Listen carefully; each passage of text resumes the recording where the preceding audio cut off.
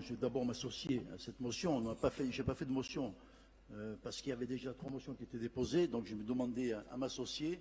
J'ai participé à l'élaboration avec mes collègues des différents groupes. Il est certain qu'on est toujours à courir après les dérogations.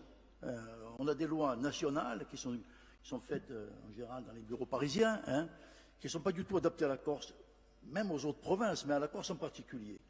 Et on l'a vu au niveau du budget, quand on parlait de dépendance fiscale, dépendance économique, qu'on contraigne les budgets sur le développement et l'investissement.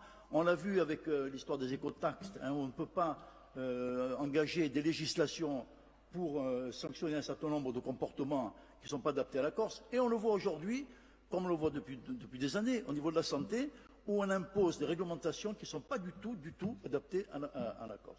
Là, non seulement on porte un coup bas à la profession, indépendamment de leur côté matériel, la qualité du travail qu'ils doivent remplir n'est plus la même, la passion qu'ils mettent au quotidien, et je dirais même plusieurs fois par jour, des fois la nuit, bénévolement, se perd. On ne peut plus travailler dans ces conditions-là.